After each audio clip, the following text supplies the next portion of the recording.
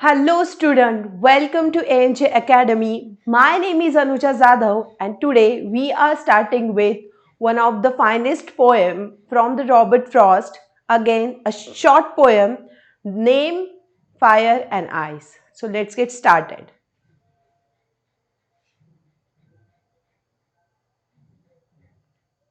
ये जो मीनिंग्स है वो बहुत इंपॉर्टेंट है and here is our poem fire and ice.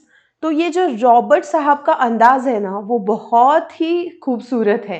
मतलब छोटी छोटी पोएम्स अगर ना मानो तो उसका मीनिंग बहुत छोटा, अगर मान लो तो उसका मीनिंग इतना गहरा कि समुंदर में जैसे आप डुबकी मारो और कितना भी नीचे जाओ तब भी आपको बेस मिलता नहीं है जल्दी से, आपको बहुत नीचे जाना पड़ता है। वैसे ही मैंने इस पोएम के बारे में बहुत सोचा और उसके बाद मुझे ये पोएम थोड़ी बहुत समझ में आ गई।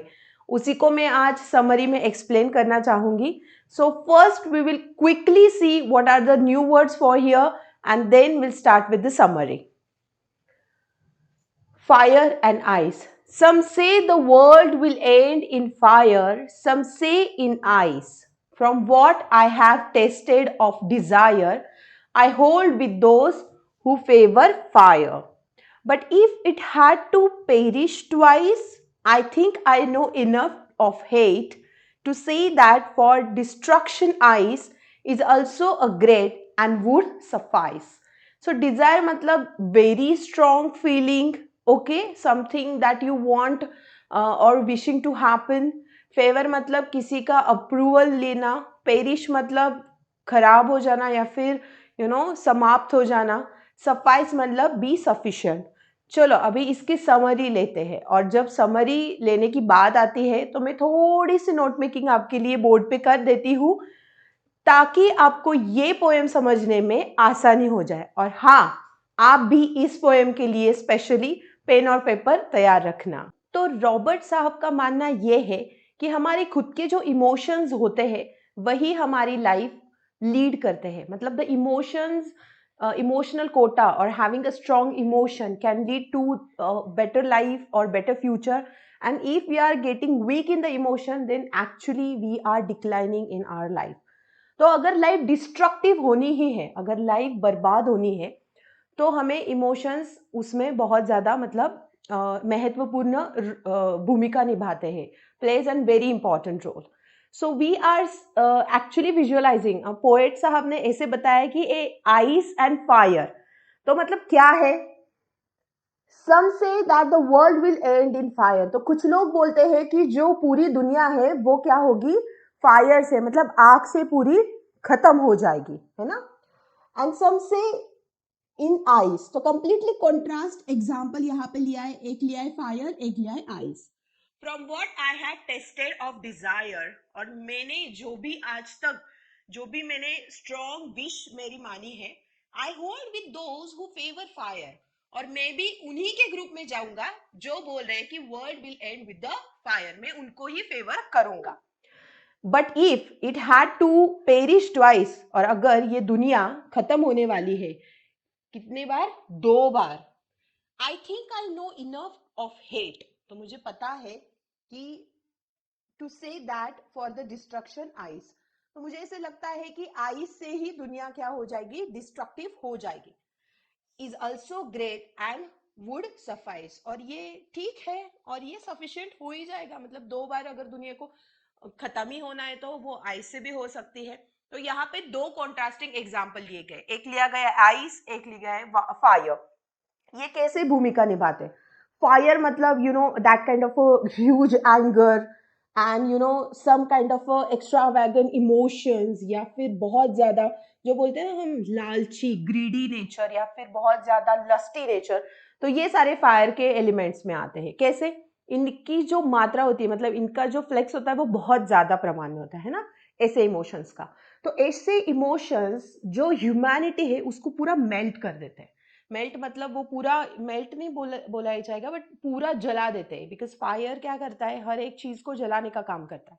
तो वैसे ही जो स्ट्रॉन्ग डिजायर्स होंगे उसको क्या करेगा, ये जलाने का काम करेगा, राइट। तो ये हो गया फायर का, जो उन्होंने एग्जाम्पल दिया कि अगर दुनिया उजड़ने वाली है, देखो अगर किसी की दुनिया उजड़ रही है, जैसे अगर मेरी मेरी जिंदगी पूरी डिस्ट्रक्टिव हो गई, तो मुझे क्या ही फर्क पड़ेगा कि दुनिया में क्या चल रहा है। तो this is related to a person, this is not related to पूरी की पूरी world.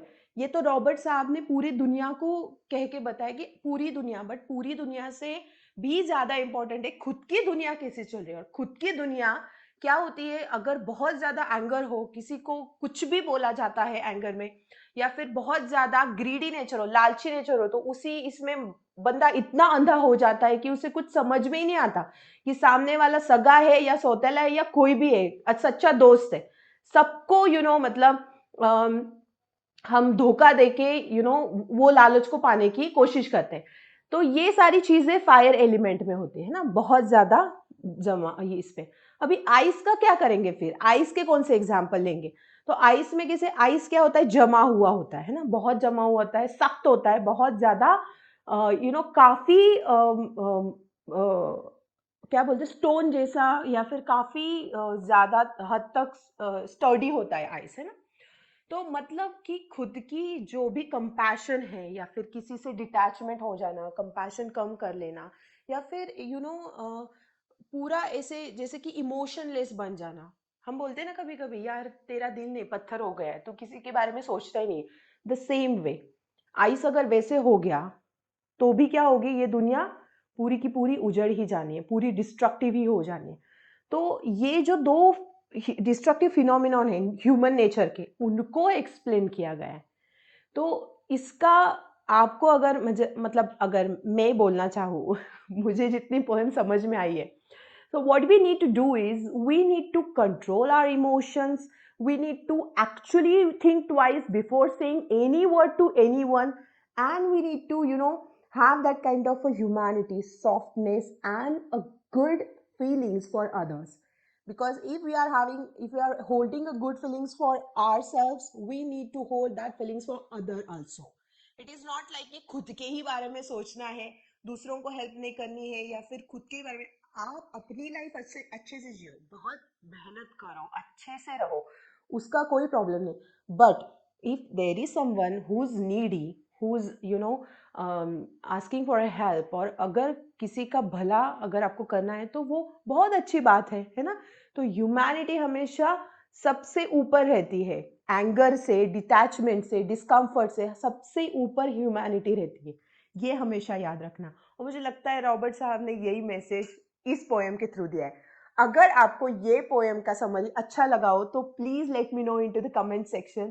Thank you so much for watching this video. Thanks a lot.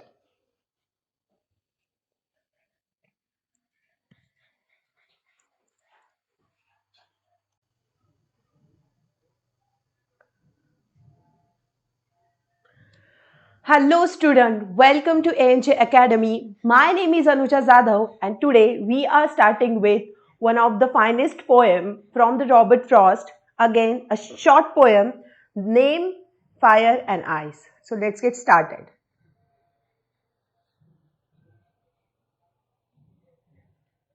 ये जो मीनिंग्स है वो बहुत इंपॉर्टेंट है। And here is our poem, fire and ice. तो ये जो रॉबर्ट साहब का अंदाज है ना, वो बहुत ही खूबसूरत है। मतलब छोटी छोटी पोएम्स अगर ना मानो तो उसका मीनिंग बहुत छोटा, अगर मान लो तो उसका मीनिंग इतना गहरा कि समुंदर में जैसे आप डुबकी मारो और कितना भी नीचे जाओ, कितना भी नीचे जाओ, तब भी आपको बेस मिलता नहीं है जल्दी से, आपको बहुत नीचे जाना पड़ता है। वैसे ही मैंने इस पोएम के बारे में बहुत सोचा, और उसके बाद मुझे ये पोएम थोड़ी बहुत समझ में आ गई। उसी को मैं आज समरी में एक्सप्लेन करना चाहूंगी। So first we will quickly see what are the new words for here, and then will start with the summary. Fire and ice. Some say the world will end in fire, some say in ice. From what I have tasted of desire, I hold with those who favor fire. But if it had to perish twice, I think I know enough of hate to say that for destruction ice is also a great and would suffice. So desire matlab very strong feeling, okay, something that you want और wishing to happen. Favour मतलब किसी का approval लेना। Perish मतलब खराब हो जाना या फिर समाप्त हो जाना। सफाइस मतलब बी सफिशिएंट। चलो अभी इसकी समरी लेते हैं, और जब समरी लेने की बात आती है तो मैं थोड़ी सी नोट मेकिंग आपके लिए बोर्ड पे कर देती हूँ, ताकि आपको ये पोएम समझने में आसानी हो जाए। और हाँ, आप भी इस पोएम के लिए स्पेशली पेन और पेपर तैयार रखना।